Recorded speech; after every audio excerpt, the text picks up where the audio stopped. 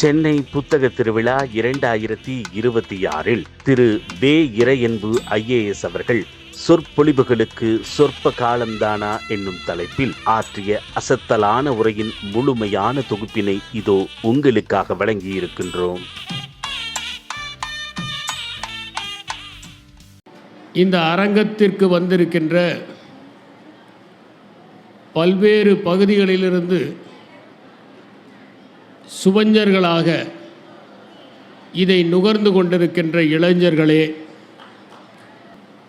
ஆங்காங்கே இந்த நிகழ்ச்சியை கேட்கலாமா வேண்டாமா என்று விளிம்பிலே நின்று கொண்டு சுவையாக இருந்தால் உள்ளே வரலாம், இல்லாவிட்டால் சென்று விடலாம் என்று ஆயத்தமாக காத்திருக்கின்ற நண்பர்களே, உங்கள் அனைவருக்கும் என்னுடைய அன்பான வணக்கங்களை தெரிவித்துக் கொள்கிறேன். இந்த நிகழ்ச்சியில் உங்கள் அனைவரையும் விழிக்கும் போது பெரியவர்களே என்று அழைக்காமல் இளைஞர்களே என்று நான் அழைத்ததற்கு பின்னால் ஒரு காரணம் இருக்கிறது. நபிகள் நாயகம் ஸல்லல்லாஹு அலைஹி வஸல்லம் அவர்களிடம் ஒரு வயதான பெண்மணி நான் சொர்க்கத்திற்கு செல்ல முடியுமா என்று கேட்டார். அதற்கு நபிகள் நாயகம் அவர்கள், கிழவிகளெல்லாம் சுவனபதிக்கு செல்ல முடியாது என்று சொன்னார். உடனே அந்த பெண்மணியினுடைய முகம் சுருங்கி போனது. அழுகிற நிலைமைக்கு அவர் ஆளானார். அப்போது நபிகள் நாயகம், கிழவிகளெல்லாம் சுவனபதிக்குள் நுழைந்தால் குமரியாகி விடுவார்கள் என்று பதில் சொன்னார். அதைப்போல வயதானவர்கள் கூட இந்த புத்தக திருவிழாவிற்கு வந்தால் இளமையாகி விடுவார்கள் என்கிற காரணத்தால் தான் இளைஞர்களே என்று நான் அழைத்தேன். படிப்பாளிகளுக்கு பொற்காலமாக இருக்கிற மாதிரி மாவட்டங்கள் தோறும் புத்தக திருவிழாக்கள் நடக்கின்ற காலத்தில் நாம் வாழ்ந்து கொண்டிருக்கின்றோம். பல்வேறு விதமான புத்தகங்களை பார்ப்பதற்கும் புரட்டுவதற்கும் வாங்குவதற்கும் படிப்பதற்கும் வசதிகளை ஏற்படுத்தி கொடுக்கின்ற ஓர் இடம்தான் புத்தக திருவிழா. ஒரே ஒரு கூரைக்கு கீழே அனைத்து விதமான புத்தகங்களையும் நாம் வாசிப்பதற்கு வசதிகள் இருக்கிற இடம்தான் புத்தக திருவிழா. இது படிப்பாளர்களுக்கு அள்ள அள்ள குறையாத அமுத சுரபியாக இருக்கிறது. 1984ஆம் ஆண்டு சென்னையில் காயிதே மில்லத் கல்லூரியில் நடந்த புத்தக திருவிழாவில் முதன்முறையாக நான் கலந்து கொண்டேன். வேளாண்மையில் இளம் அறிவியல் பட்டத்தை முடித்த பிறகு சென்னைக்கு வந்ததும் அந்த புத்தக திருவிழாவை காண்பதற்காக நான் உள்ளே நுழைந்தேன். 100 கடைகள் தான் அப்போது இருக்கும். ஆனால் உள்ளே நுழைந்தபோது அங்கே இருந்த புத்தகங்களை எல்லாம் பார்த்து நான் பரவசமடைந்தேன். இத்தனை புத்தகங்கள் ஓரிடத்தில் கிடைக்கிறதா என்று ஒவ்வொரு கடையாக ஏறி இறங்கி எனக்கு தேவையான புத்தகங்களை எல்லாம் வாங்கினேன். வேளாண்மை படிக்கிற போது கிடைக்காத ஹேண்ட்புக் ஆஃப் ICAR என்கிற புத்தகம் கூட அங்கேதான் என் கண்களில் தட்டுப்பட்டது. போட்டித் தேர்வுக்கு தேவையான அனைத்து புத்தகங்களையும் வாங்கி கொண்டு காலையில் அங்கே சென்றவன் மாலை வரை எந்த உணவையும் உண்ணாமல் அவற்றையெல்லாம் ஒரு புதையலைப் போல கைகளில் அள்ளிக்கொண்டு வீடு திரும்பினேன். அன்று நான் புத்தக திருவிழாவில் ஒரு மாணவனாக நுழைந்ததால் தான் இந்த புத்தக திருவிழாவில் நான் பேசிக்கொண்டிருக்கிறேன். காஞ்சிபுரத்தில் மாவட்ட ஆட்சியராக பணியாற்றுகிற போது நம்முடைய மாவட்டத்திலும் ஒரு புத்தக திருவிழாவை தொடங்கினால் என்ன என்று நினைத்து பதிப்பாளர்களையெல்லாம் அழைத்து நான் பேசினேன். அப்போது அவர்களும் 2 நாட்கள் புத்தக திருவிழாவை நடத்துவதாக ஒத்துக்கொண்டார்கள். சனி ஞாயிறு கிழமைகளில் பச்சையப்பன் பள்ளியில் வகுப்பறைகளில் அவர்கள் புத்தகங்களை அடுக்கி வைத்தார்கள். 2ஆம் நாள் கூட்டம் அலைமோதியது. இன்னும் ஒரு நாள் இதை நீட்டிப்பு செய்ய மாட்டார்களா என்று மக்கள் எதிர்பார்த்தார்கள். ஆனால் பதிப்பாளர்கள் மனைவிக்கு பட்டுப்புடவைகளை வாங்கி கொண்டு உடனடியாக மூட்டை கட்டி கொண்டு சென்னைக்கு வந்துவிட்டார்கள். தமிழ்நாட்டில் முதன்முறையாக மாவட்டத்தில் நடந்த புத்தக திருவிழா காஞ்சிபுரத்தில்தான் என்பதை இங்கே பதிவு செய்ய விரும்புகிறேன். இப்போது மாவட்டங்கள் தோறும் புத்தக திருவிழாக்கள் நடந்து கொண்டிருக்கின்றன. புத்தக திருவிழா நடக்கிற போது புதிய புதிய புத்தகங்களை பதிப்பாளர்கள் வெளியிடுவார்கள். ஏற்கனவே போட்ட புத்தகங்கள் விற்பனையாகாமல் இருந்தாலும் புதிய புத்தகங்களை வெளியிடுவது என்பது ஜனாதிபதி வந்தால் அவருக்கு மாத்திரம் ஒரு வழியை ஏற்படுத்தி கொடுக்கிற மாதிரி புதிய புத்தகங்களுக்கு ஏற்படுத்தி கொடுக்கிற ஒரு நிகழ்வு. வாசகர்களும் தாங்கள் விரும்புகிற அந்த எழுத்தாளருடைய புத்தகங்கள் வந்திருக்கின்றனவா என்று தேடி தேடி பார்த்து அந்த புத்தகங்களை வாங்கி கொண்டு பாரதிதாசன் குடும்ப விளக்கிலே சொல்வதைப் போல ஒரு தாய் குழந்தையை தூக்குவதைப் போல அந்த புத்தகங்களை தூக்கி கொண்டு வீடு திரும்புவார்கள்.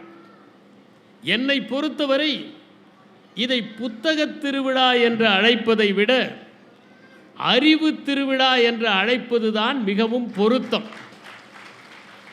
நாம் இந்த புத்தக திருவிழாவை தீபாவளி திருநாளைப் போல கொண்டாட வேண்டும். எப்படி தீபாவளிக்கு ஆண்டு முழுவதும் நாம் பலகாரங்கள் வாங்குவதற்கும் பட்டாடை வாங்குவதற்கும் பட்டாசு வாங்குவதற்கும் சீட்டு போட்டு பணம் சேர்க்கிறோமோ அதைப் போல இந்த புத்தக திருவிழாவிற்கு வருவதற்கு ஆண்டு முழுவதும் சீட்டு போட்டு பணத்தை சேர்த்து கொண்டு வந்து புத்தகங்களை வாங்க வேண்டும். எப்படி ஒரு புடவை தீபாவளிக்கு வாங்கினால் பக்கத்து வீடுகளிலெல்லாம் காட்டி பரவசப்படுகிறோமோ அதைப் போல நாம் வாங்கிய புத்தகங்களை அடுத்தவர்களிடம் காட்டி பரவசம் அடைய வேண்டும். இன்று வாசிப்பவருடைய எண்ணிக்கை குறைந்து கொண்டு வருகிறது. புத்தகங்களை வாசிப்பவர்கள் குறைந்தால் நாளிதழ்களை வாசிப்பவர்களும் வார இதழ்களை வாசிப்பவர்களும் குறைந்து கொண்டே போவார்கள். கோவிட் பெருந்தொற்றுக்கு பிறகு நாளிதழ்களையும் வார இதழ்களையும் வாசிப்பவர்களுடைய எண்ணிக்கை குறைந்து கொண்டு வருகிறது. எனவே புத்தகங்கள் வாசிப்பதை ஊக்குவிப்பது ஊடகங்களுடைய கடமையும் கூட.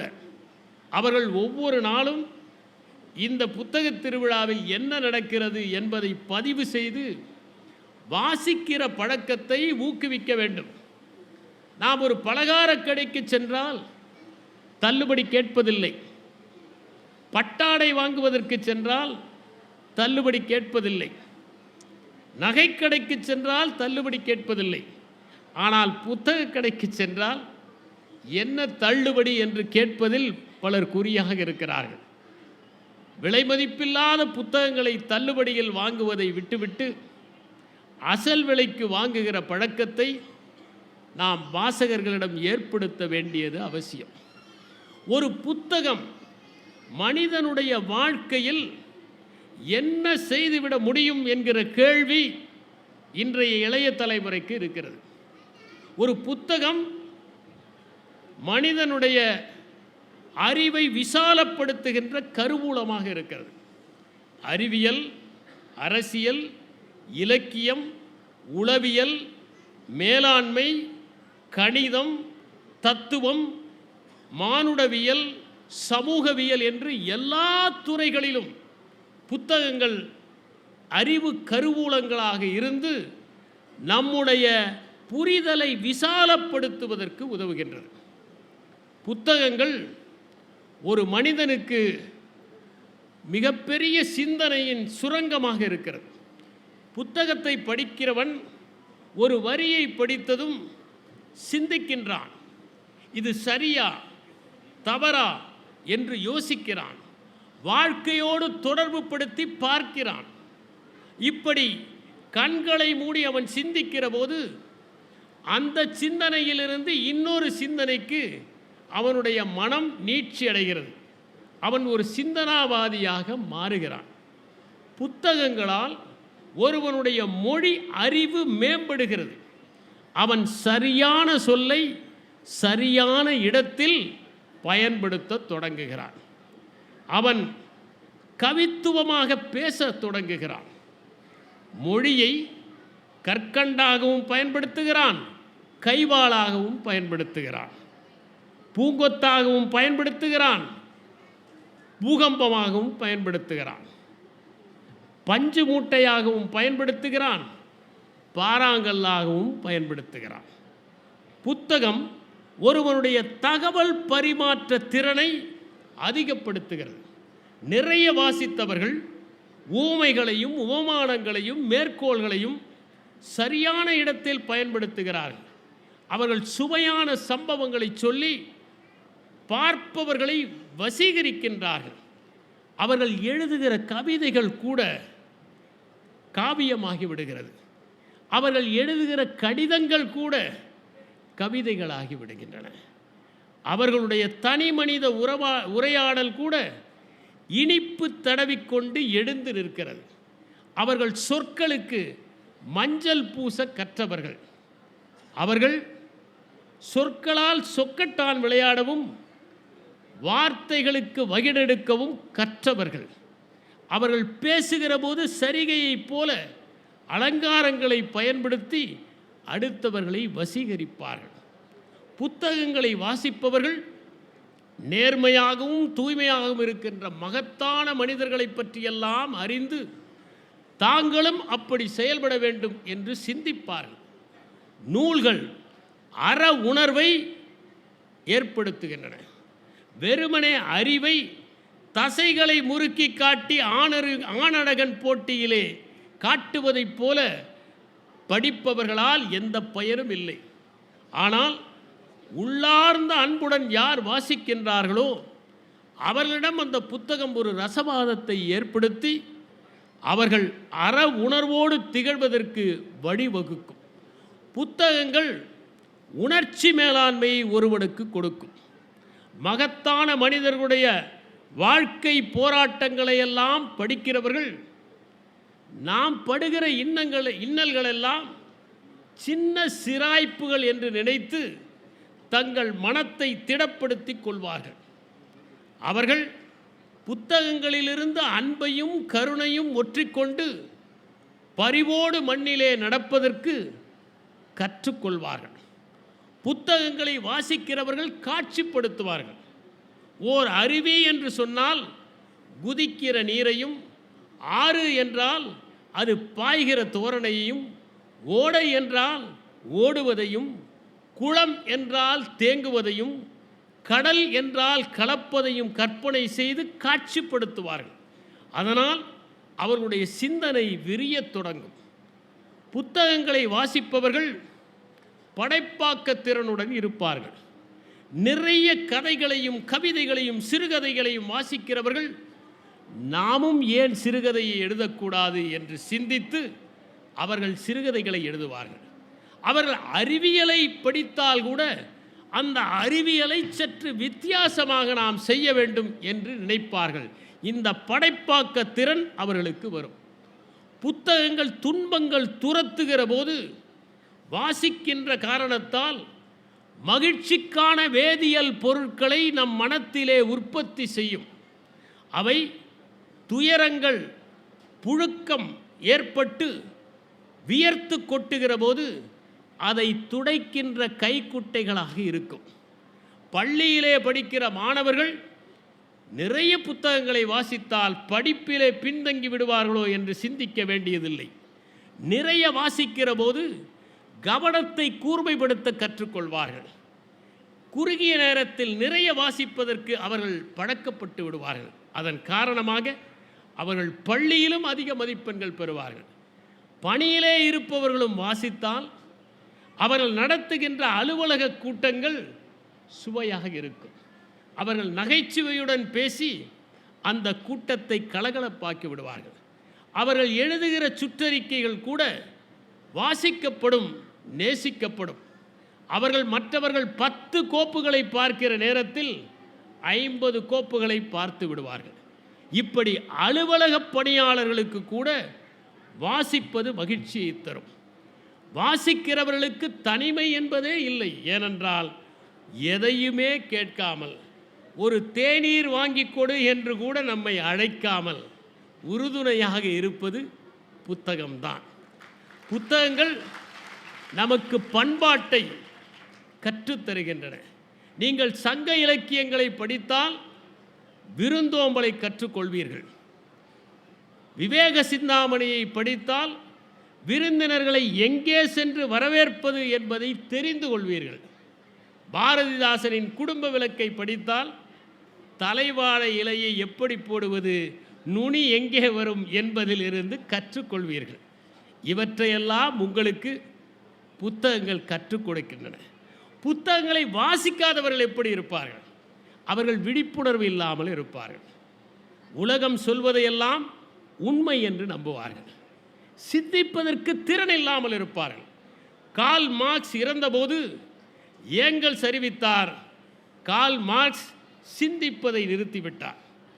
எவன் ஒருவன் சிந்திப்பதை நிறுத்துகிறானோ அவன் மரணமடைந்ததற்கு சமம். சிந்திப்பதை வாழ்கிற போதே நிறுத்துகிறவர்கள் வாசிக்காதவர்களாக இருப்பார்கள். அவர்களுக்கு மொழி அறிவும் இருக்காது. சரியாக பேசாமல் நெருக்கடிகளில் மாட்டிக்கொள்வார்கள். அவர்களால் ஒன்றை தொடர்ந்து கவனம் செலுத்த முடியாது. கவனம் சிதறிக்கொண்டே இருக்கும். அவர்களுக்கு தன்னம்பிக்கை இருக்காது. அடுத்தவர்களோடு பேசுவதற்கு அச்சப்படுவார்கள். ஒரு புதிய சூழலுக்குள் அவர்களால் புக முடியாது. அதனால் வேறு இடங்களுக்கு செல்ல வேண்டும் என்றால் நடுங்கிக் கொண்டு சொந்த ஊரை விட்டு எங்குமே செல்லாமல் அங்கேயே இருந்து மறைந்து விடுவார்கள். அவர்கள் எப்போதுமே ஒருவித பதற்றத்தில் தான் இருப்பார்கள். அதன் காரணமாக எப்போதும் தங்களை பற்றி உயர்வாக பேசிக்கொண்டிருப்பார்கள். அறிவாளிகளும் சாதித்தவர்களும் எங்கேயே இருக்கும்போது இவர்கள் தங்களை பற்றி தற்பெருமை பேசிக்கொண்டு திரிவார்கள். இவர்கள் எடுப்பார் கைப்பிள்ளைகளாக எப்போதும் ஆகிவிடுவார்கள். அடுத்தவர்களையே சார்ந்திருப்பார்கள். எந்த ஒரு நிகழ்விலும் யாராவது ஒருவர் கூட வர வேண்டும் என்று எதிர்பார்த்து கொண்டிருப்பார்கள். இவர்கள் அயற்சி ஏற்படும் போது அந்த அயற்சியை போக்குவதற்கு இவர்களுக்கு வழியில்லாமல் இருப்பார்கள். தவறான முடிவுகளை எடுப்பார்கள். அதனால் எவ்வளவு ஏமாந்தாலும் புதிய புதிய நிதி நிறுவனங்களில் பணத்தை முதலீடு செய்து இழப்பார்கள். அறிவியல் மனப்பான்மை இல்லாததால் மூட நம்பிக்கைகளில் சிக்கிக் கொள்வார்கள். இவர்களுக்கு தன்னம்பிக்கை இருக்காது. குண்டு சட்டியில் குதிரை ஓட்டுவார்கள். விளைவுகளை பற்றி கவலைப்படாமல் இவர்கள் முடிவெடுப்பார்கள். தனி மனித உறவுகளிலும் இவர்களுக்கு தடுமாற்றங்கள் ஏற்படும். மகத்தான மனிதர்களெல்லாம் ஏதேனும் ஒரு புத்தகத்தை வாசித்துத்தான் தங்களை செம்மைப்படுத்திக் கொண்டார்கள். மகாத்மா காந்தியடிகளுடைய வாழ்க்கையில் மிகப்பெரிய மாற்றத்தை ஏற்படுத்தியது கடையனுக்கும் கடைத்தேற்றம் என்கிற அந்த புத்தகம். அதை வாசித்த போதுதான் ஒரு தனி மனிதனுடைய இனிமை மற்றவர்களுடைய இனிமையை சார்ந்திருக்கிறது. ஒரு வழக்கறிஞருக்கும் சிகை திருத்துபவருக்கும் ஒரே ஊதியம் அளிக்கப்பட வேண்டும். உழவர் பெருமக்களும் கைவினை கலைஞர்களும் சமூகத்தில் முக்கியத்துவம் வாய்ந்தவர்கள் என்பதையெல்லாம் காந்தி கற்றுக்கொண்டார். அவர் இங்கிலாந்திலே இருக்கிற போதுதான் மலைப்பொழிவை படித்து அதனால் வசீகரிக்கப்பட்டார். தாமஸ் கார்லைல் நாயக வழிபாடு என்கின்ற ஓர் அற்புதமான நூலை எழுதியிருப்பார். அதில் நபிகள் நாயகத்தை படித்து அதிலே காந்தியடிகள் ஆழ்ந்து போனார். The perfect way or the life of Jesus Christ என்கின்ற மைண்ட்லாடனுடைய புத்தகத்தை படித்து அதை நேசித்தார். அனைத்து மதம் தொடர்பான புத்தகங்களையும் அவர் வாசித்தார். டால்ஸ்டாயினுடைய இறைவனின் சன்னிதானம் முன்னிடம் இருக்கிறது என்கிற நூலை நேசித்து படித்தார் மகாத்மா காந்தியடிகள். பாபா சாஹேப் அம்பேத்கருடைய வாழ்க்கையில் மிகப்பெரிய தாக்கத்தை ஏற்படுத்தியது மால்தூஸ் எழுதிய ஜனத்தொகை பற்றிய அந்த கருத்தாக்கம். லிங்கனுடைய வாழ்க்கையிலே மிகப்பெரிய தாக்கத்தை ஏற்படுத்தியது பைபிள். மார்ட்டின் லூதர் கிங் ஜூனியருடைய வாழ்க்கையில் மிகப்பெரிய தாக்கத்தை ஏற்படுத்திய நூல் ஹென்றி தோரோ எழுதிய சிவில் டிசோபீடியன்ஸ் என்பது. நெல்சன் மண்டேலா மிகவும் நேசித்து படித்தது டால்ஸ்டாய் எழுதிய போரும் அமைதியும் என்பது. ஜவஹர்லால் நேருடைய கோட்பாடுகளில் மிகப்பெரிய பாதிப்பை ஏற்படுத்தியது பிளாட்டோ எழுதிய குடியரசு என்கிற புத்தகம். மால்கம் எக்ஸ் என்பவருடைய வாழ்க்கையில் ஃப்ரெட்ரிக் டக்ளஸ் எழுதிய அவருடைய வாழ்க்கை சரிதம் the narrative of Frederick Douglas and African slave என்கிற புத்தகம்தான் தாக்கத்தை ஏற்படுத்தியது. ஐன்ஸ்டீனுடைய வாழ்க்கையில் the critique of pure reason என்கின்ற இமானுவேல் கண்டனுடைய புத்தகம் தாக்கத்தை ஏற்படுத்தியது. எடிசனுடைய வாழ்க்கையில் நியூட்டன் எழுதிய பிரின்சிபியா மேத்தமேட்டிக்கா என்கிற நூல் தாக்கத்தை ஏற்படுத்தியது. நெப்போலுடைய வாழ்க்கையில் ரோமாபுரியில் ஒருவரையும் கிரேக்கத்தில் ஒருவரையும் ஒப்பிட்டு புளுட்டார்க் எழுதிய மகா காவியமான லைஃப்ஸ் என்கிற புத்தகம்தான் மிகப்பெரிய தாக்கத்தை ஏற்படுத்தியது. அலெக்சாண்டர் அரிஸ்டாட்டிலுடைய மாணவர். ஆனால் போர்க்களத்திற்கு செல்கிற போதெல்லாம் அவர் அரிஸ்டாட்டிலை அழைத்து செல்ல மாட்டார். அதற்கு பதிலாக ஹோமர் எழுதிய இலியட், ஒடிசி ஆகிய 2 காப்பியங்களைத்தான் எடுத்து செல்வார் என்று Philip Sidney the apology for poetry என்கிற தன்னுடைய புத்தகத்தில் குறிப்பிட்டிருக்கின்றார். லெனின் த கம்யூனிஸ்ட் மேனிஃபெஸ்டோ என்று மார்க்ஸும் ஏங்கல்ஸும் எழுதிய அந்த புத்தகத்தால் மிகவும் தாக்கம் பெற்றவர். ஜெஃபர்சன் ஜான் லாக் எழுதிய டூ ட்ரீட்டைசஸ் ஆன் கவர்னன்ஸ் என்கிற புத்தகத்தால் பாதிப்பு அடைந்தவர்.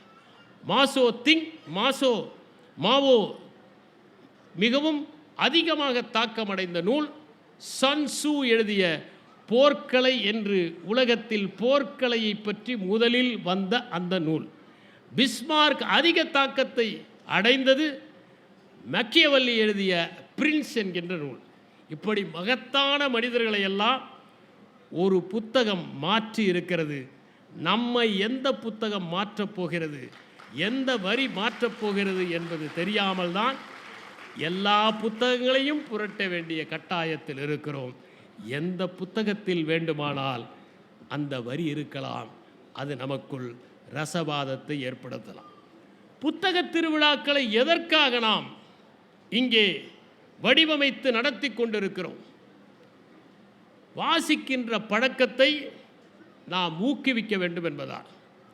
பல கல்லூரிகளுக்கு செல்லுகிற போது அங்கிருக்கிற மாணவர்களை நான் ஒரு வினா கேட்பதுண்டு. நீங்கள் யாராவது ஒரு புதினத்தை படித்திருக்கிறீர்களா, ஒரு கவிதை புத்தகத்தை படித்திருக்கிறா என்று கேட்டால் பல நேரங்களில் ஒருவர் கூட கை தூக்காத நிலைமையை பார்க்கிறோம். கோவிட் பெருந்தொற்றுக்கு பிறகு கைபேசியே உலகம் என்று வாழ்கிற இளைஞர்கள் வாசிப்பது குறைவாக இருக்கிற காரணத்தால் இதை போன்ற புத்தக திருவிழாக்களை மாவட்டந்தோறும் நடத்தி எப்படியாவது அவர்களை வாசித்து விட வைக்க வேண்டும் என்று அரசு முயல்கிறது. வாசிக்கும் பழக்கம் வேறொருவர் வாசிப்பதை பார்த்தால்தான் நமக்கு தொற்றிக்கொள்ளும், இதயத்தில் பற்றிக்கொள்ளும் என்பதால் இந்த ஏற்பாடு. அறிவை ஜனநாயகப்படுத்துவதற்குத்தான் புத்தக திருவிழாக்கள். நாங்கள் போட்டித் தேர்வுக்கு படிக்கிற போது ஒரு புத்தகம் வாங்க வேண்டும் என்றால் புதுடெல்லிக்கு செல்ல வேண்டும். தமிழ்நாட்டில் புத்தகங்களே இருக்காது. வேளாண்மைக்கு முந்தைய ஆண்டுகளின் வினாத்தாள்களை நான் பெற வேண்டும் என்பதற்காக டெல்லியிலே எழுதி என் நண்பர் அதை அனுப்பி வைப்பதற்கு 15 நாட்கள் ஆயின. ஆனால் இன்று அவையெல்லாம் இங்கேயே கிடைக்கின்றன. இந்த வசதிகள் அறிவை ஜனநாயகப்படுத்துகிறது. அனைவரும் அடைய முடியும். ஜவஹர்லால் நேரு பல்கலைக்கழகத்தில் படிக்கிறவர்களும் டெல்லி பல்கலைக்கழகத்தில் படிக்கிறவர்கள் மட்டும்தான் போட்டித் தேர்வில் வெற்றி பெற முடியும் என்கிற நிலையை மாற்றி நீங்களும் வெற்றி பெறலாம், இங்கேயும் கிடைக்கிறது என்கிற நிலைமை அதில் ஏற்பட்டிருக்கிறது. படிப்பாளர்களுக்கும் பதிப்பாளர்களுக்கும் எழுத்தாளர்களுக்குமான ஒரு நடைமேடையை இந்த புத்தக திருவிழா ஏற்படுத்தி கொடுக்கிறது. பண்பாட்டு பரிமாற்றத்தையும் பன்முக ஆற்றலையும் வளர்ப்பதற்கு புத்தக திருவிழாக்கள் உதவியாக இருக்கின்றன. பதிப்பாளர்களுக்கு இது ஒரு தோள் கொடுத்து உதவுகிறது. மாணவர்களும் இளைஞர்களும் தங்கள் வாய்ப்புகளை அறிவதற்கு புத்தக திருவிழா உதவுகிறது. இள மனங்களில் இது ஒரு மிகப்பெரிய தாக்கத்தை ஏற்படுத்துகிறது. இலக்கிய பாரம்பரியத்தை இந்த புத்தக திருவிழா நிறுவுகிறது, விழிப்புணர்வை ஏற்படுத்துகிறது, அறிவியல் மனப்பான்மையை இது அதிகரிக்கிறது. இதனால் புத்தக திருவிழாவுக்கு இளைஞர்கள் நிறைய பேர் வர வேண்டும். புத்தக திருவிழாவில் நடப்பவற்றை ஊடகங்கள் பதிவு செய்ய வேண்டும். வாங்குகிறவர்கள் அடுத்தவர்களையும் இங்கே ஆற்றுப்படுத்தி புத்தகங்கள் வாங்குவதை ஒரு திருவிழா போல ஆக்க வேண்டும். அப்போதுதான் இந்த புத்தக திருவிழாக்களின் பலன்கள் அனைவரையும் சென்று சேரும் என்று என்னுடைய கோரிக்கையை வைத்து இப்போது சொற்பொழிவுகளுக்கு சொற்ப காலந்தானா என்கிற தலைப்பிற்குள் நுழையலாம் என்று கருதுகிறேன்.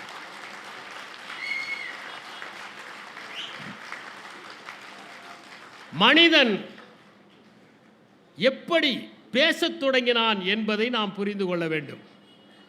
மனித வரலாற்றில் 3 புரட்சிகள் முக்கியமானவை என்று யுவல் நோவா ஹராரி குறிப்பிடுகிறார். முதலாவது புரட்சி அவனுடைய பிரக்னையில் ஏற்பட்ட புரட்சி 70,000 ஆண்டுகளுக்கு முன்னால் ஏற்பட்டது. அடுத்த புரட்சி வேளாண்மை புரட்சி 10,000 ஆண்டுகளுக்கு முன்னால் ஏற்பட்டது.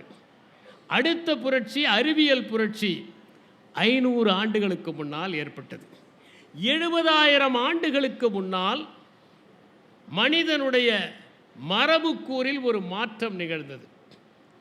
நம்முடைய மரபுக்கூறுக்கும் சிம்பன்சிகளுடைய மரபுக்கூறுக்கும் 98.4% ஒற்றுமை இருக்கிறது.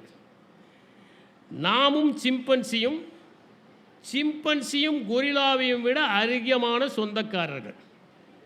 அந்த சிம்பன்சிக்கும் நமக்கும் 98.4% ஒற்றுமை இருக்கிறது. அந்த 98.4 0.1% ஒரு மாற்றம் நிகழ்ந்தது. அப்போது நம்முடைய குரல் வளை விரிவடைந்தது, உதடுகள் வெளியே வந்தது, நாக்கு பற்கள் ஆகியவை பரிணாம வளர்ச்சி அடைந்தன. அப்போது நாம் பேசத் தொடங்கினோம், பலவித ஒலிகளை எடுப்பத் தொடங்கினோம். அப்போதுதான் மனிதர்களுடைய பேச்சு மொழி என்பது உருவானது. அது விலங்குகளிடம் இல்லை. இயற்கை பேசுகிறது. ஆறு பாய்ந்தும் கடல் அலை எழுப்பியும் மரங்கள் கிளை அசித்தும் மலர்கள் நறுமணத்தின் மூலமும் பேசுகிறது. யானைகள் பிளிரியும் சிங்கங்கள் முழங்கியும் புலிகள் உருமியும் நாய்கள் குரைத்தும் ஒலி எழுப்புகின்றன. இவையெல்லாம் அவற்றின் பேச்சு. ஆனால் மனிதனின் பேச்சை போல விசாலமான பேச்சு வேறு எந்த விலங்குக்கும் கிடையாது. விலங்குகளுடைய பேச்சு ஒரே மாதிரி தான் இருக்கிறது. 2000 ஆண்டுகளுக்கு முன்னால் ஆப்பிரிக்காவிலே சிங்கங்கள் எப்படி முழங்கினவோ அப்படித்தான் இன்றும் முழங்குகின்றன. ஆனால் நமக்கு சங்க இலக்கியத்தை படித்தால் ஒன்றும் புரியாது. அதே போல சென்னையில் இருக்கிறவர்கள் தமிழுக்கும் திருநெல்வேலியில் இருக்கிறவர்களுடைய தமிழுக்கும் வேறுபாடு, கோவையில் இருக்கிறவருடைய தமிழுக்கும் மதுரையில் இருக்கிறவருடைய தமிழுக்கும் வேறுபாடு, நெல்லைக்கும் கன்னியாகுமரிக்குமே வேறுபாடு. ஆனால் ஆப்பிரிக்காவில் இருக்கிற கிளிகளும் ஒரே மாதிரி தான் கத்துகின்றன, இந்தியாவிலே இருக்கிற கிளிகளும் ஒரே மாதிரி தான் கத்துகின்றன. எனவே மனிதன் மாத்திரம்தான் மொழியை காலத்திற்கு காலம் மாற்றி மாற்றி அதை வளப்படுத்தி கொண்டே இருக்கிறான், விரிவுபடுத்தி கொண்டே இருக்கின்றான். அது மனிதனுடைய மொழியினுடைய சிறப்பாக இருக்கிறது. விலங்குகளுடைய மொழிக்கும் மனிதனுடைய மொழிக்கும் எப்படி வேறுபாடு நடந்தது? மனிதனுடைய மொழி இவ்வளவு விரிவடைந்ததற்கு காரணமே புரளி பேசுவதால் தான் என்று கண்டுபிடித்திருக்கிறார்கள். மற்ற விலங்குகள் எல்லாம் இருக்கும்போது தான் பேசுகின்றன. ஆனால் மனிதன் தான் இல்லாதவரை பற்றி பேசுகிறான்.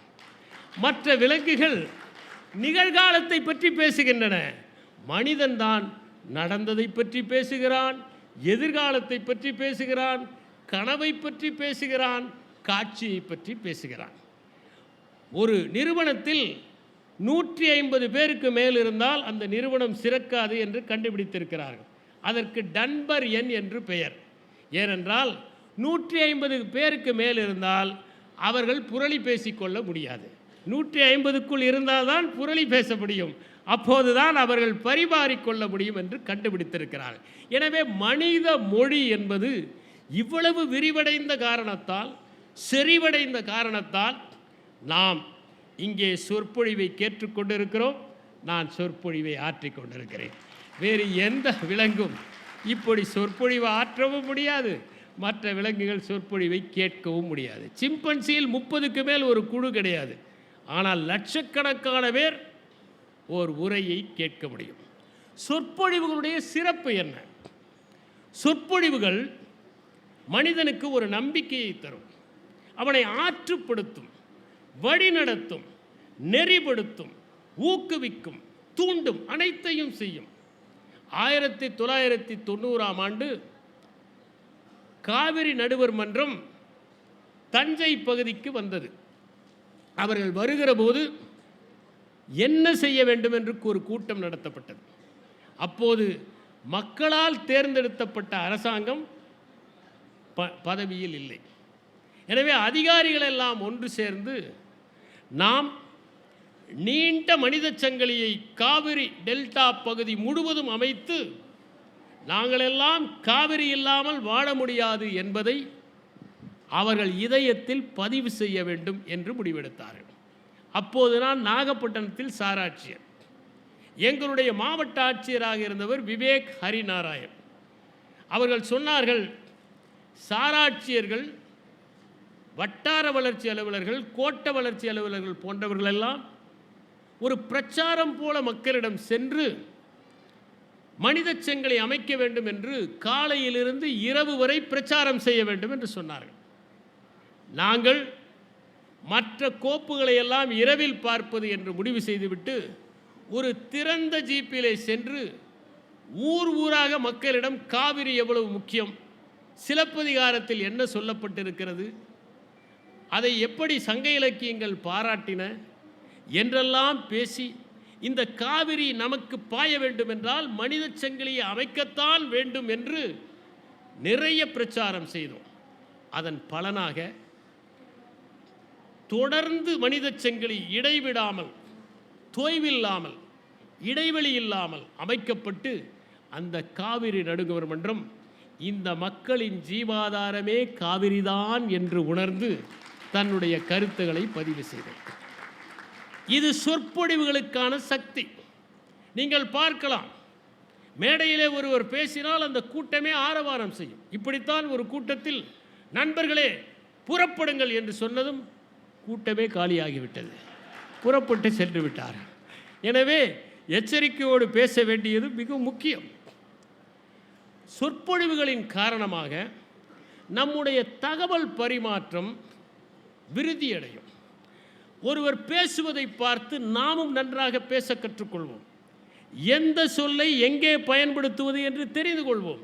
நம்முடைய உடல் மொழிகள், கண் அசைவுகள், முகக்குறிப்புகள், நிற்கின்ற தோரணை போன்ற அனைத்துமே நல்ல சொற்பொழிவுகளை கேட்கிற போது நம்மாலும் பின்பற்றப்படும். ஒரு பேச்சை லட்சக்கணக்கானவர்கள் ஒரே நேரத்தில் கேட்கலாம். ஒரு புத்தகத்தை ஒருவர் தான் வாசிக்க முடியும். ஆனால் மிகச்சிறந்த பேச்சை லட்சக்கணக்கானவர்கள் கேட்க முடியும். கண்களுக்கு எந்த சிரமமும் இல்லாமல் காதுகளை மட்டும் திறந்து வைத்து பேச்சை கேட்கலாம். சில பேச்சுகள் நடக்கிற போது காதுகளை மூட வேண்டிய கட்டாயமும் நமக்கு ஏற்படுகிற அளவிற்கு நிலைமை ஆகிவிட்டது.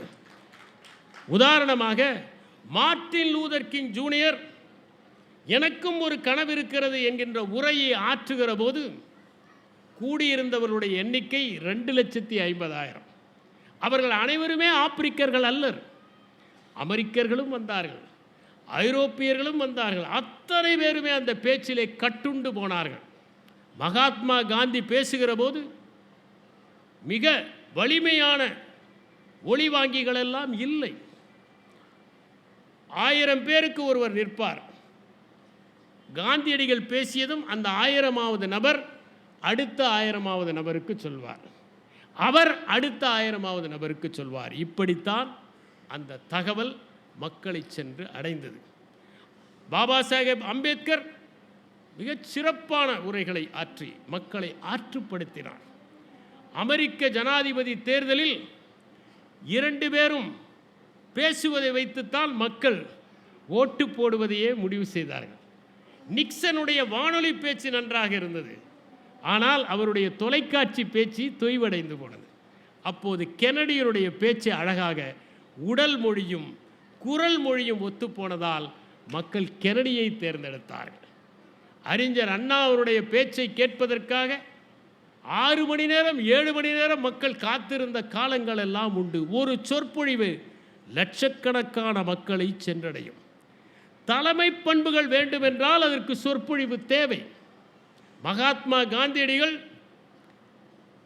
மென்மையாக பேசுவார். ஆனால் இந்திய அரசியலில் அவர் நுழைந்த பிறகுதான் லட்சக்கணக்கான இளைஞர்கள் விடுதலை போராட்ட வேள்வி தீயில் குதித்தார்கள் என்பதை வரலாற்று பாதையில் என்கிற நூலில் நண்பர் ஸ்டாலின் குணசேகரன் அவர்கள், நண்பர் இல்லை தோழர் ஸ்டாலின் குணசேகரன் அவர்கள் பதிவு செய்திருக்கிறார். மகாத்மா காந்தியடிகள் தமிழ்நாட்டிற்குள் நுழைந்தால் மிகப்பெரிய கூட்டம் வரும். ஒரு முறை அந்த கூட்டத்தை கலைப்பதற்காக குமாரசாமி ராஜா தடியடி நடத்த வேண்டிய கட்டாயம் ஏற்பட்டது. அதைப் போலவே நேதாஜியினுடைய வீர உரைகள் பலரையும் ஆற்றுப்படுத்துவதாக இருந்தது. ஹிட்லர் பேசுவது என்றால் அந்த மேடையிலே ஹிட்லருக்கு மட்டும்தான் அந்த வெளிச்சம் இருக்கும், மற்றவர்களெல்லாம் இருட்டில் இருப்பார்கள். ஹிட்லர் எழுந்து பேசினால் நீராவி அந்த பாத்திரத்தின் மூடியை தூக்குவதைப் போல அந்த உரை உணர்ச்சி வசப்பட்ட உரையாக இருக்கும். ஆனால் அப்படி உணர்ச்சி வசப்பட்ட உரை முதலாம் உலகப் போரிலே ஜெர்மனி தோற்றிருந்த காரணத்தால் அந்த மக்களுக்கு தேவைப்பட்டது. ஹிட்லர் பேசினால் ஃபியூரர் ஃபியூரர் என்று அத்தனை பேரும் கத்துகிற அளவிற்கு அவருடைய உரை இருந்தது. தலைமை பண்பை அவருக்கு அள்ளி கொடுத்தது அவருடைய பேசுகின்ற ஆற்றல் தான். முசோலியினுடைய உரையை நீங்கள் கேட்டால் 2 பக்கமும் கைகளை வைத்துக்கொண்டு எம்பி பேசுகிற ஒரு உரை முசோலினுடைய உரை. ஆனால் இத்தாலியிலே முசோலினியை மக்கள் நேசிக்கின்ற காலம் ஒன்று இருந்தது. நீங்கள் பணிக்கு சென்றால் கூட சொற்பொழிவாற்றுகிற திறன் மிகவும் முக்கியம். ஏனென்றால் ஒரு வரவேற்புரையோ நன்றியுரையோ ஆற்றுகிற போது நீங்கள் எப்படி ஆற்றுகிறீர்கள் என்பதை வைத்துத்தான் அந்த கூட்டமே அதன் பொருண்மையை தீர்மானிக்கிறது. சில பேர் வரவேற்புரையிலேயே நன்றி சொல்லிவிடுவார்கள், சில பேர் நன்றி உரையில் வரவேற்பார்கள். எனவே சொற்பொழிவு ஆற்றுகின்ற திறன் பணியிலும் முக்கியமாக இருக்கிறது.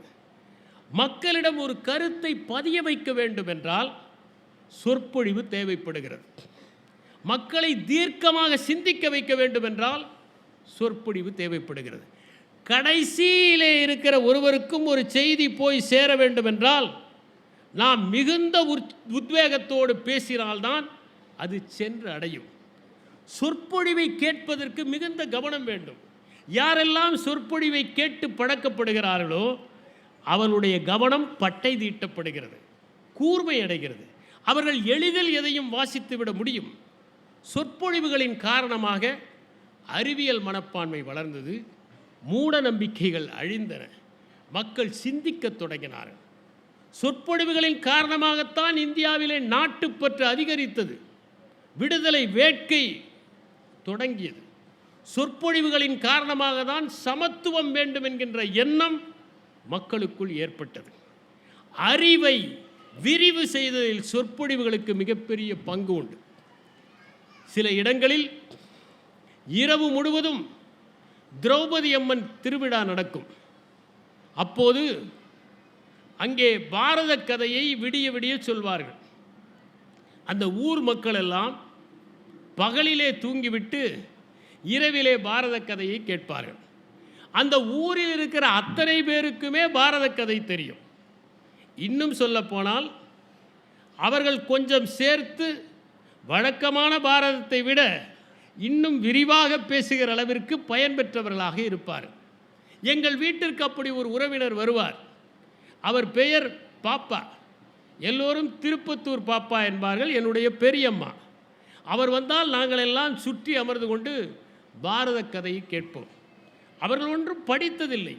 ஆனால் கேட்டு கேட்டு அது காதுகளுக்குள் நுழைந்து ஆழ்மனத்திற்குள் தஞ்சமடைந்ததால் அற்புதமாக பேசுகிற ஆற்றலை அவர் பெற்றார். நீங்கள் சரித்திரத்தில் சொற்பொழிவுகள் எப்படிப்பட்ட தாக்கத்தை ஏற்படுத்தின என்பதை பார்க்க வேண்டும். முதலாக இந்திய வரலாற்றில், ஏன் உலக வரலாற்றில் மிகச் சிறப்பாக பேசி தன்னுடைய சீடர்களுக்கெல்லாம் விழிப்புணர்வை தந்த பெருமை புத்தரை சாரும். புத்தருடைய சங்கத்தில் 10,000 பேர் இருப்பார்கள். புத்தர் பேசுவார். அவர் பேச பேச அங்கே இருக்கிற சாரிபுத்தாவும் மகா காஷ்யப்பும் அவற்றில் லயித்து போய்விடுவார்கள். புத்தருடன் எப்போதுமே இருப்பவர் ஆனந்தன். ஆனந்தன் அதை அறிவு ரீதியாக கேட்டார், உணர்வு ரீதியாக கேட்கவில்லை. அதனால் புத்தர் மெய்ஞானம் அடைந்ததும் பரிநிர்வாணத்தை அடைந்ததும் அதை எழுதலாம் என்றால் அருகிலேயே இருந்தவர் ஆனந்தர் தான். ஆனால் அவர் மெய்ஞானம் அடையாத காரணத்தால் எழுத முடியாத சூழ்நிலை. ஒரே நாளில் அமர்ந்து மெய்ஞானத்தை அடைந்து அவரால் தொகுக்கப்பட்டது தான் தம்மபதம் என்கின்ற அந்த அற்புதமான காவியம். கடைசியாக புத்தர் பேசிய உரை ஒரு சிங்கத்தின் முழக்கம் என்பது, த லயன்ஸ் ரோர் என்பது. அந்த உரை 3 மணி நேரம் புத்தரால் நடத்தப்பட்டது. பேசி பேசி மக்களுடைய மனத்தை மாற்ற முடியும் என்பதற்கு சரித்திரத்திலே நாம் கண்ட மிகப்பெரிய சான்று புத்தர். கன்ஃபியூஷியஸ் சீனத்திலே சீடர்களோடு உரையாடி கொண்டிருப்பார். லாவோட்சு உரையாடுவார், சங்ஸு உரையாடுவார். ஆனால் கன்ஃபியூஷியஸை போல தொடர்ந்து உரையாடியவர்கள் யாரும் இல்லை. கிரேக்கத்திலே ஏத்தன்ஸ் நகரிலே மக்களிடம் நின்று, இளைஞர்களிடம் நின்று, ஏத்தன்ஸ் நகரத்து இளைஞர்களே என்று அழைத்து அவர்களை பகுத்தறிவு பாதைக்கும் எதையும் கேள்வி கேட்கின்ற திறனுக்கும் உட்படுத்தியவர் சாக்ரட்டிஸ் என்கின்ற அந்த மகத்தான மனிதர். அவருடைய சீடரின் சீடரான அரிஸ்டாட்டில் எப்படி சொல்லாட்சி இருக்க வேண்டும் என்பதற்காகவே ரெட்டாரிக்ஸ் என்கிற ஒரு புத்தகத்தை எழுதினார். அலெக்சாண்டர் காலத்திலே வாழ்ந்தவர் டெமஸ்தனிஸ். அவர் திக்குவாயாக இருந்தார். அவர் தன்னுடைய கடைவாயிலே கூழாங்கற்களை நிரப்பிக்கொண்டு பேசி பேசி கடல் அலைகளை காட்டிலும் உச்சஸ்தாயிலே பேசி மலையிலே ஏறுகிற போது நீண்ட நேரம் ஒரு நீண்ட வாக்கியத்தை பேசுவதற்கான பயிற்சியை பெற்று திக்குவாயை தித்திக்கும் வாயாக மாற்றிக்கொண்டார். அதன் விளைவாக அவர் வழக்காடிய எவற்றிலுமே தோற்று போகவில்லை. சிசரோ என்பவரை புளுட்டார்க் டெமஸ்தனிஸோடு ஒப்பிடுகிறார். ரோமாவரியிலே இருந்த மிகப்பெரிய வல்லுனர், மிகப்பெரிய சொல்லாட்சி நிறைந்தவர் சிசரோ. சிசரோவின் சொல்லாட்சி ஆண்டனியின் சொல்லாட்சியை விட அதிகமாக இருந்ததால் தான் சிசரோவை கொல்வதற்கு ஆண்டனி ஆயத்தமானான் என்பதை ஜூலியஸ் சீசர் நாடகத்தில் நாம் பார்க்க முடிகிறது. கிரேக்கத்திலே சொற்பொழிவுகளை எழுதி தருவதற்கு சில பேர் இருந்தார்கள். அவர்களுக்கு பெயர் லோகோகிராஃபர் என்று பெயர்.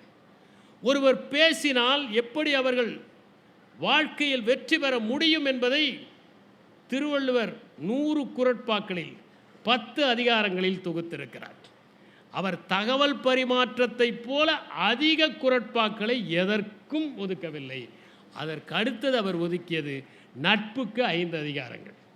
ஏனென்றால் தகவல் பரிமாற்றம் இல்லை என்றால் இல்லறம் இல்லை, தகவல் பரிமாற்றம் இல்லை என்றால் மக்கட்பேறு இல்லை, தகவல் பரிமாற்றம் இல்லை என்றால் நட்பும் இல்லை, அரசாட்சியும் இல்லை, நீதியும் இல்லை, நியாயமும் இல்லை, காமத்துப்பாலும் இல்லை, பொருட்பாலும் இல்லை, அறத்துப்பாலும் இல்லை. அதனால் 100 குறட்பாக்களை அவர் ஒதுக்கினார். அதே போன்று ராமாயணத்திலே அனுமனைத்தான் சொல்லின் செல்வர் என்று அழைக்கிறார்கள். சுவைபட பேசுவதிலும் அடுத்தவர்கள் பேசுவதை கவனிக்கின்ற காரணத்தினாலும் தான் அனுமனுக்கு அந்த பெயர். இறுதியாக பேசுவார் அனுமன். ஆனால் தனக்கு மன்னனாக இருக்கிற சுக்ரீவனையே எதிர்த்து பேசுகிற வல்லமை பெற்றவராக அனுமன் இருந்ததனால்தான் சொல்லின் செல்வர். சில நேரங்களில் மேலே இருப்பவர்களையும் மென்மையாக எதிர்த்து பேசுகிறவர்கள் தான் சொல்லின் செல்வர்களாக இருக்கிறது. ஷேக்ஸ்பியர் மகத்தான 2 பாத்திரங்களை படைத்திருப்பார்.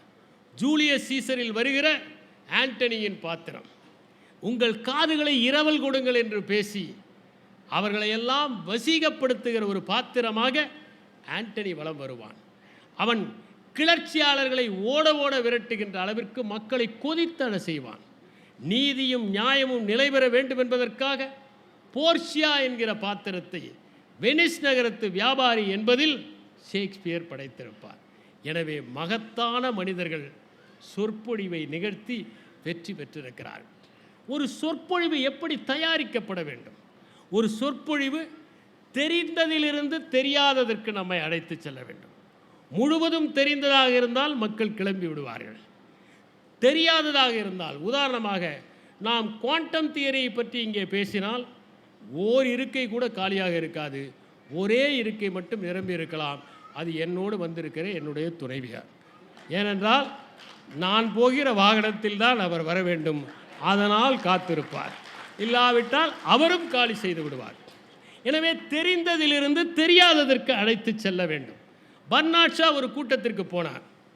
அங்கே இருந்த மக்களை பார்த்து, நான் பேசப்போவது உங்களுக்கு தெரியுமா என்று கேட்டார்கள். தெரியாது என்று எல்லோரும் சொன்னார்கள். தெரியாதவர்களிடம் பேசி பயனில்லை என்று சென்று விட்டார்.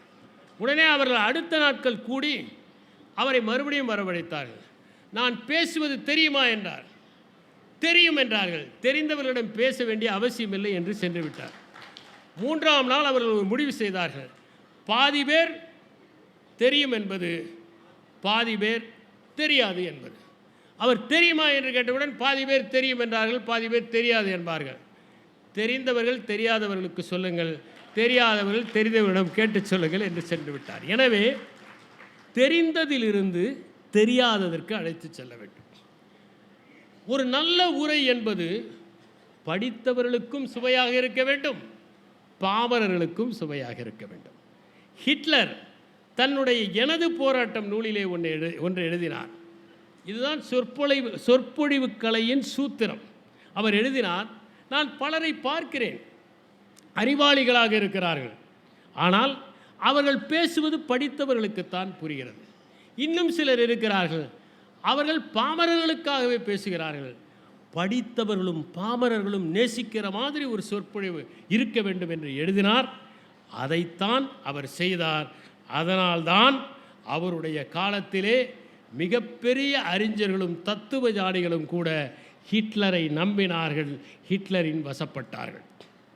ஒரு பேச்சை தயாரிக்கிற போது வடிவமும் முக்கியம், உள்ளடக்கமும் முடியும். சிலர் அலங்கார சொற்களை போடுவார்கள், உள்ளே ஒன்றும் இருக்காது, கிராமத்து பிஸ்கட்டை போல.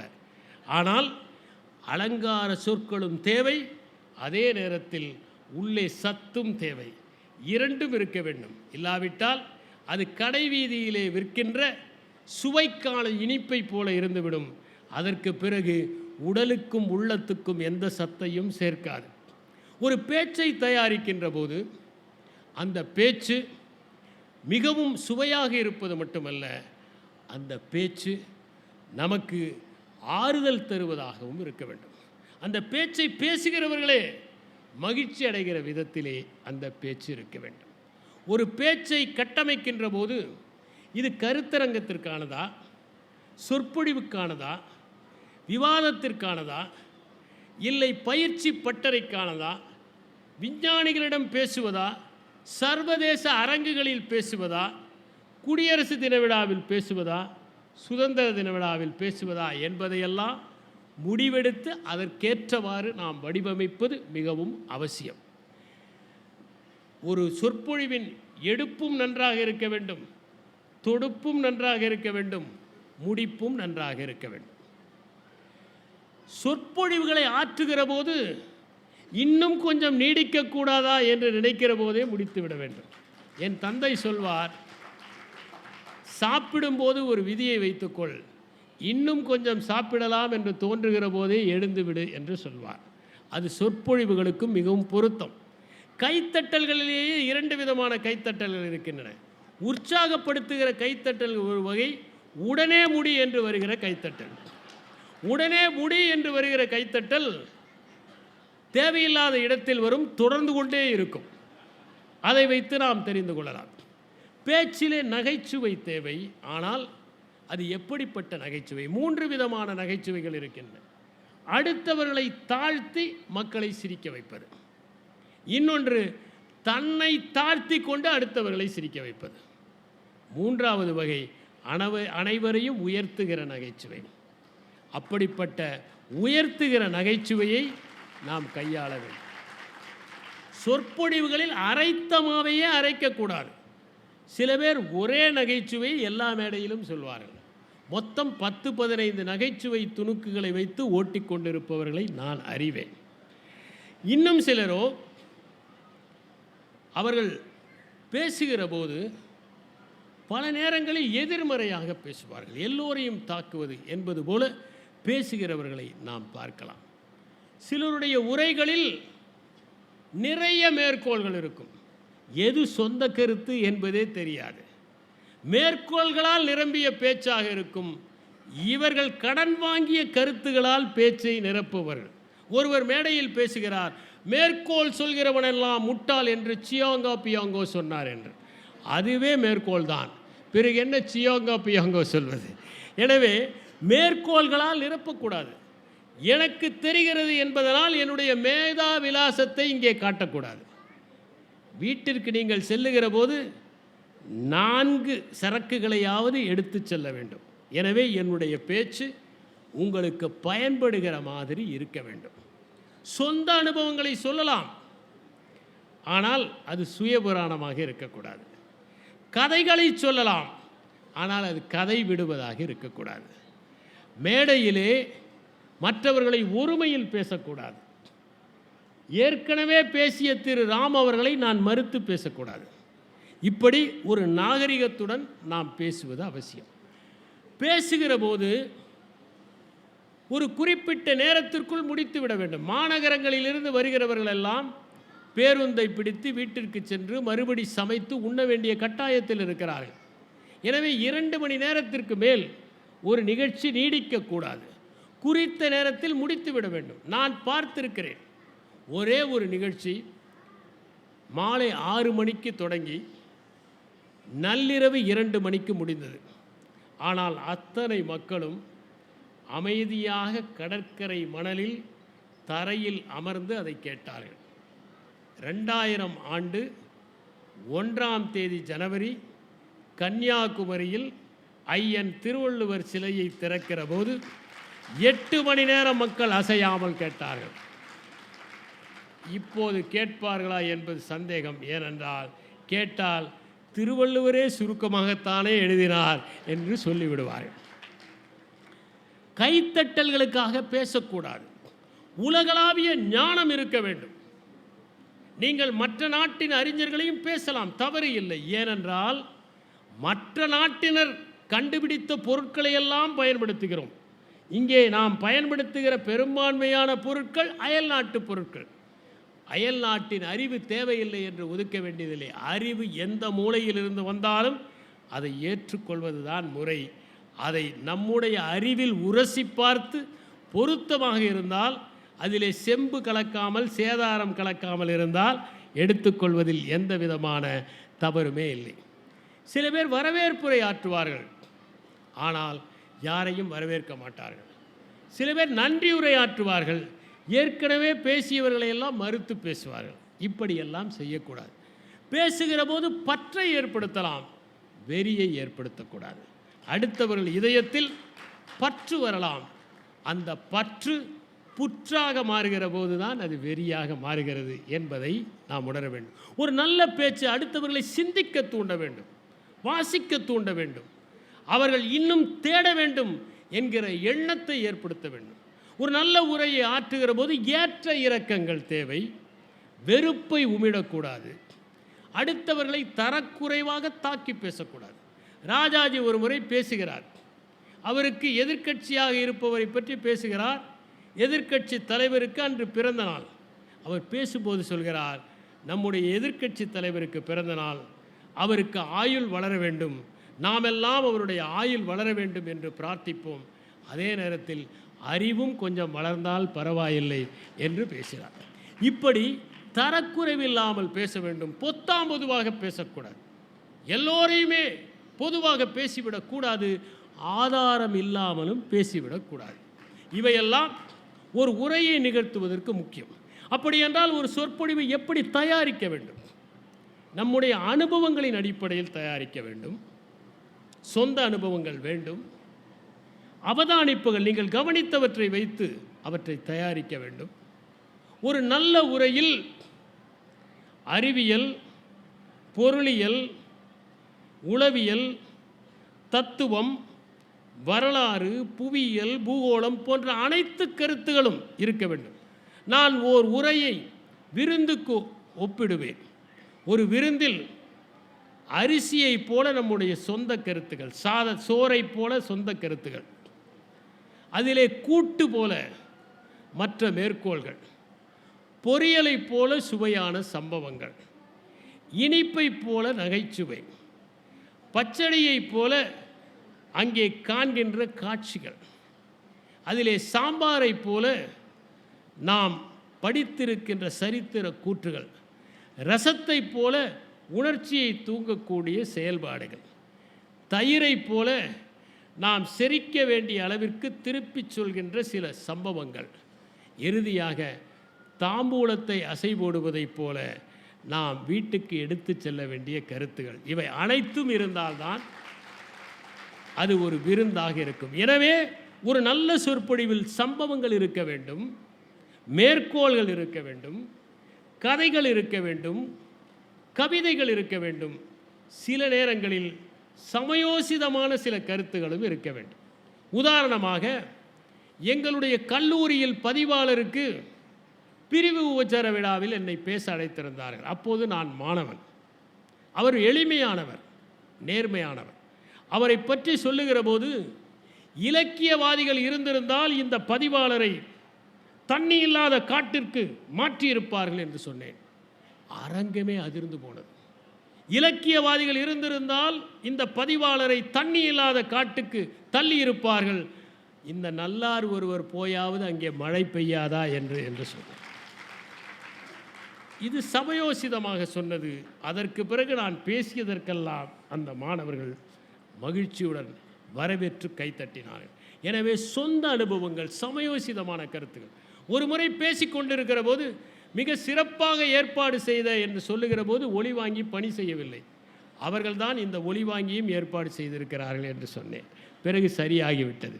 இப்படி சமயோசித கருத்துகளும் மிகவும் முக்கியம் என்பதை நாம் உணர வேண்டும். சரி, ஒரு மேடை பேச்சு சிறப்பாக இருக்க வேண்டும் என்றால் என்ன செய்ய வேண்டும்?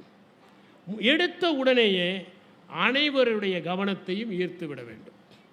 உதாரணமாக, நான் ஒரு நிறுவனத்தில் பேசுகிற போது அந்த நிறுவனத்தின் தலைவர் அமர்ந்திருந்தார். நிறுவனத்தின் தலைவருடைய மனைவியும் அமர்ந்திருந்தார்.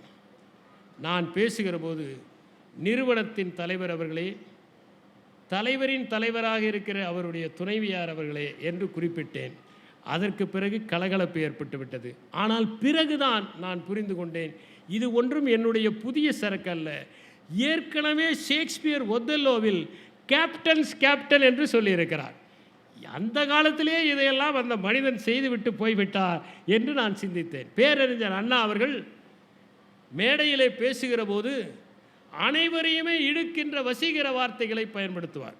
அனைவரையும் பற்றி விழித்துவிட்டு, அங்கே கூட்டத்தின் ஓரமாக என் பேச்சை கேட்க வந்திருக்கின்ற, முக்காடு போட்டு கொண்டிருக்கின்ற எதிர்க்கட்சி தோழர்களே என்று அழைத்தால் கூட்டத்திலே கைத்தட்டல் ஏற்படும்.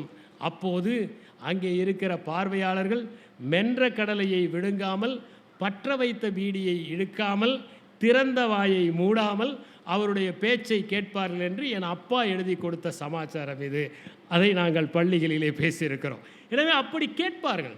எனவே விழிக்கிற போது, சரி, நான் திரு சாதிக் பாஷா அவர்கள் கோவித்து கொள்ள மாட்டார்கள் என்பதால் அவரை நான் நன்றியுரை ஆற்றுபவரை சொல்லாமல் விட்டுவிட்டேன். ஆனால் மேடையில் இருக்கிற அனைவரையுமே மரியாதை நிமித்தமாக விழிப்பது தான் முறை. ஏனென்றால் அவர்கள் அத்தனை பேரும் இந்த மேடைக்கு ஏதேனும் ஒரு வகையில் பங்காற்றி இருப்பார்கள்.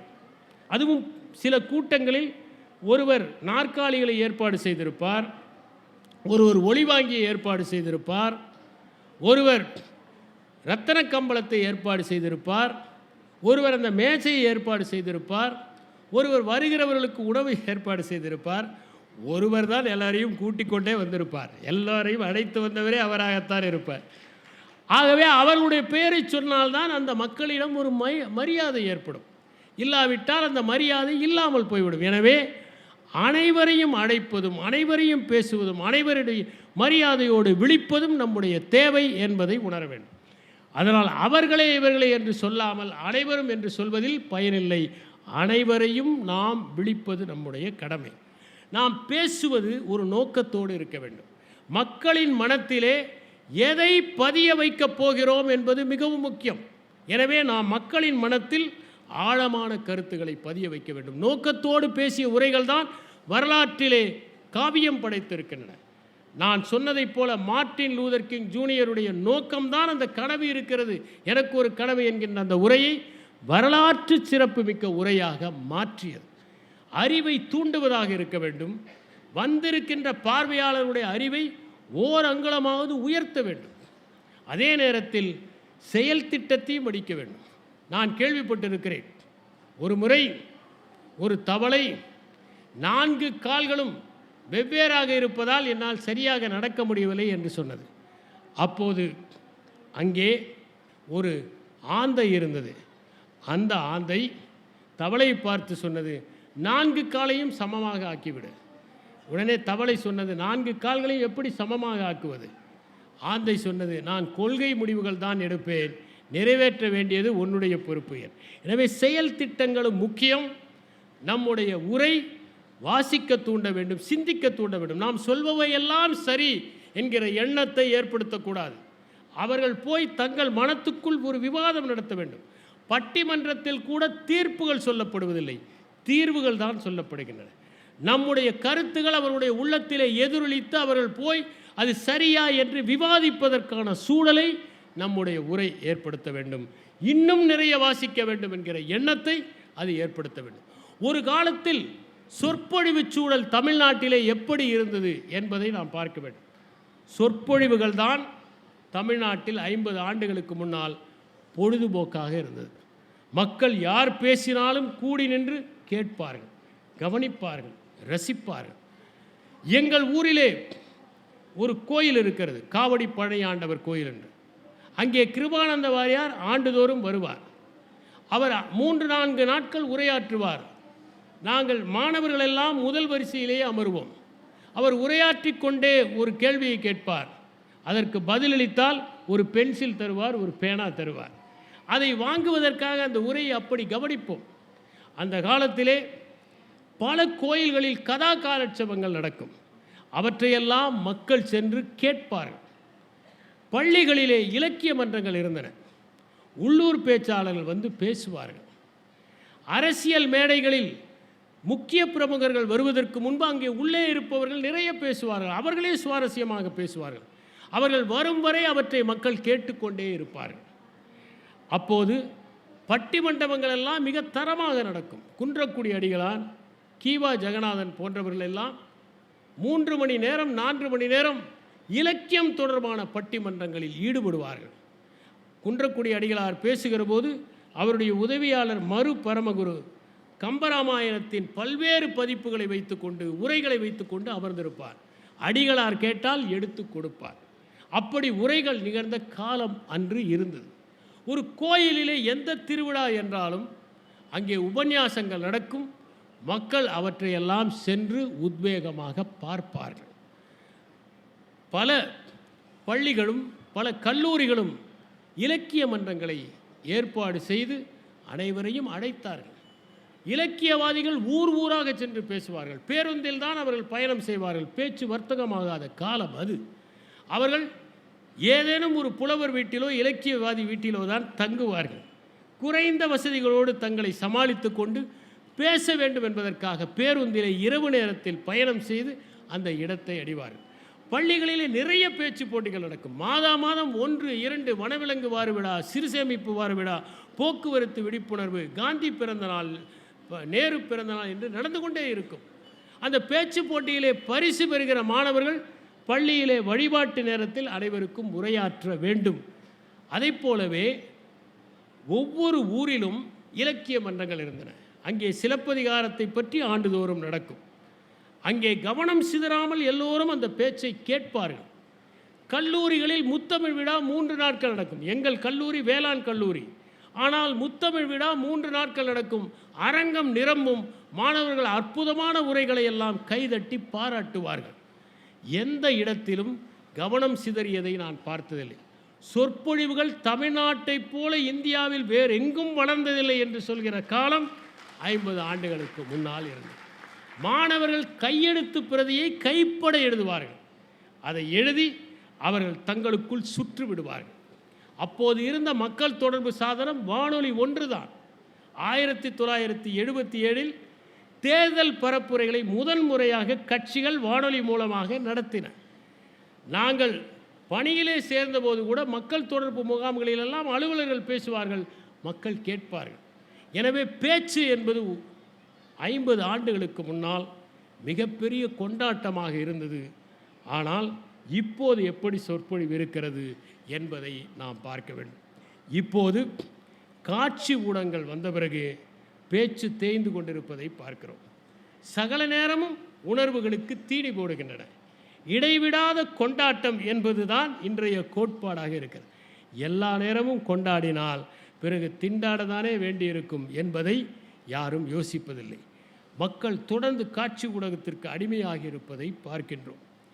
அது மட்டும் இல்லாமல் இந்த ஊடகங்களில் நடத்தப்படுகிற அரட்டை அரங்கங்கள் போன்றவை சிறு குழந்தைகளை அதிக பிரசங்கத்தனமாக பேச வைக்கின்றன.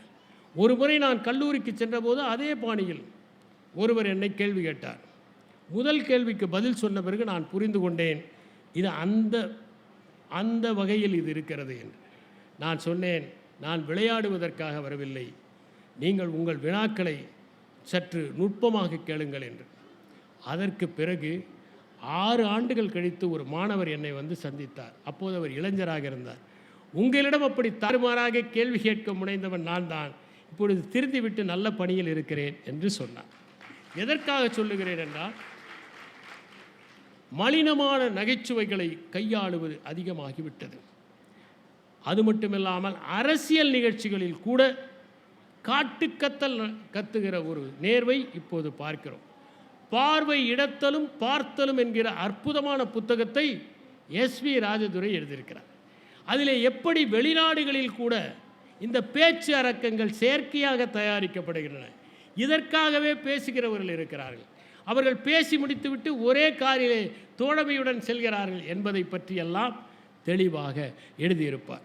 பட்டிமன்றங்கள் என்பவை 3 மணி நேரம், 4 மணி நேரம், 6 மணி நேரம் நடந்தது போய் இப்போது 50 நிமிடங்கள் நடக்கின்ற ஒரு நிகழ்வாக தொலைக்காட்சிகளில் மாறிவிட்டது. விடிய விடிய நடந்த பட்டிமன்றங்கள் விடி மூடுவதற்குள் முடிந்து விடுகின்ற ஒரு சூழலை நாம் பார்க்கிறோம். அதுவும் பெரும்பாலும் ஆணா பெண்ணா என்கின்ற தலைப்பு தான். குழந்தை பெறுவதற்கு தேவை ஆணா பெண்ணா என்கிற தலைப்பு, அதில் ஒரு தீர்ப்பு என்று இன்று ஆண் பெண் மையமாக இருக்கிறது. அதனால் அதிகம் வாசிக்கின்ற வாய்ப்பும் இந்த பேச்சாளர்களுக்கு இல்லாமல் போய்விடுகிறது. பெரும்பாலும் இவர்கள் ஜோடித்த கணவன் மனைவி தொடர்பான நகைச்சுவைகளை பேசுகிறார்கள். பொது வெளியிலும் இதே போன்ற தலைப்புகள் தரப்படுகின்றன. எனக்கு தொடர்ந்து 25 ஆண்டுகளாக வாழ்க்கை பூந்தோட்டமா போராட்டமா என்கின்ற தலைப்பு சுழன்று வருவதை பார்க்கிறோம். பள்ளிகளில் பேச்சு போட்டிகள் குறைந்து விட்டன. மாணவர்கள் போட்டித் தேர்வுக்காக மதிப்பெண்களை துரத்தி கொண்டிருக்கிறார்கள். கல்லூரியிலோ வளாக நேர்காணலுக்காக சகல நேரமும் அவர்கள் தயாரித்து கொண்டிருக்கிறார்கள். பேச்சை நேசிப்பது இல்லை. இப்போது எல்லோர் கையிலும் ஒரு மிடுக்கு பேசி இருக்கிறது. இதிலேயே அனைத்தும் அடைந்து விடலாம், எதற்காக இன்னொரு உரையை கேட்க வேண்டும் என்கின்ற எண்ணம் அவர்களுக்கு இருப்பதை பார்க்கிறோம். காணொளியிலேயே அவர்கள் மூழ்கி விடுகிறார்கள். அவர்களால் கவனம் செலுத்த முடிவதே இல்லை. அவர்கள் ஓடுமீன் ஓட உரிமையின் வருமளவு காத்திருக்கிற கொக்கை போல எப்போது பேச்சாளர் முடிப்பார் என்று காத்து கொண்டிருப்பதை பல நிகழ்வுகளில் நான் பார்த்து கொண்டிருக்கிறேன். அதனால் தருவிக்கப்படுகின்ற மாணவர்கள் எந்த பேச்சையும் கேட்பதில்லை. தானாக வருகிற மாணவர்கள் தான் கேட்கிறார்கள். எனவே எண்ணிக்கை முக்கியமல்ல, விருப்பமானவர்கள் இந்த நிகழ்ச்சியில் வந்திருப்பதைப் போல வந்தால் அந்த சொற்பொழிவு நீடிக்கும் என்பதுதான் என்னுடைய எண்ணம். இப்போது பல இடங்களில் அறிமுக விழாக்கள் பள்ளி கல்லூரிகளில் நடக்கின்றன. அதில் கூட மாணவர்கள் கேட்பதில்லை. ஒருவர் கவனிக்கிறாரா என்பதை அவருடைய உடல் மொழியை பார்த்தே நாம் கண்டுகொள்ளலாம்.